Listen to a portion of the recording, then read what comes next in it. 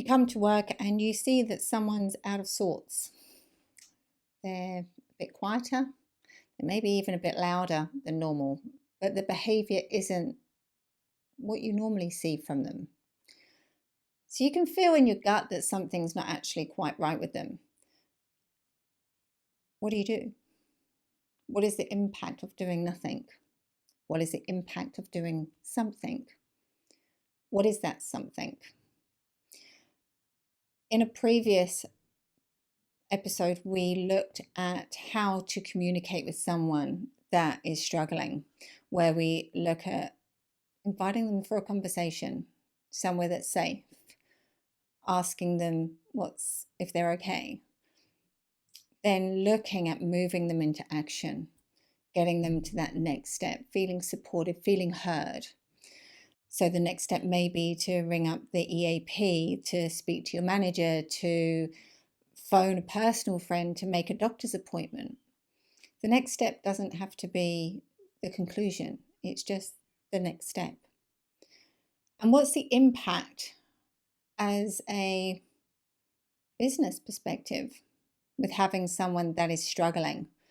From a business perspective, we're looking at a lack of productivity, performance. They are maybe just making silly mistakes. They may be making big mistakes. See, this all goes down to cognitive safety, because when we are feeling stressed, when we're having something personal affect us, depending on the severity, depending on how long it's been going on for, our brains actually start, especially if we go into shock, our brains actually start shutting down to cope.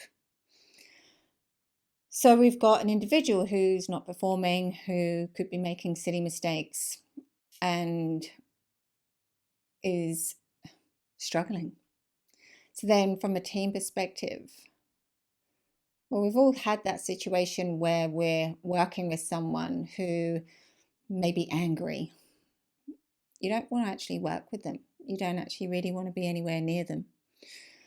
Or there's someone that's quiet, makes you feel a bit awkward. So it has an impact in the team as well. And then if that person's not pulling their weight, it can then affect the whole team's productivity. And also it can then start spreading through the business as well. So by looking after one another, having things in place for people from a mentally safety, cognitive safety perspective is so essential. Because if we don't know, if we don't pick up on the signs when someone is struggling, to reach out with that olive branch, when is enough going to be enough? Like, how much stress? What about the workload? Are you putting that on them as well? Are we actually adding to their stress? Are we supporting them? Or are we just turning a blind eye and ignoring them? And a lot of people feel that by having a conversation that they may not know what to do or how to fix it. And for those people out there, it's not your job to fix it. It's theirs. But it's your job to be that pressure valve to creating an environment where they feel safe to talk, to move to that next step.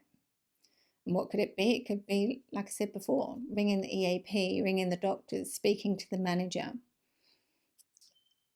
And also, even if they don't want to talk, knowing the fact that you're there, that you've noticed. We've all had that situation where we feel that we're all alone and we're dealing with something and someone says, "Are you okay? You seem out of sorts today." How much that means to us in those moments. And then check in on them. Check in to see if they're okay a couple of days later, at the next day.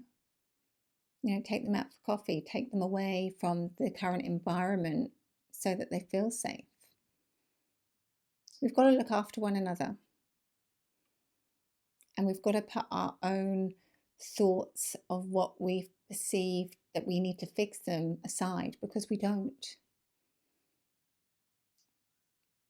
Problem shared is a problem halved. So we all know how we feel when we've spoken to someone about something, how much lighter we feel, how much clearer headed we feel. What a gift to give to someone. trust your gut.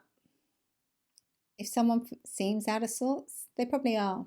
Check in, see how they're going. Until the next time.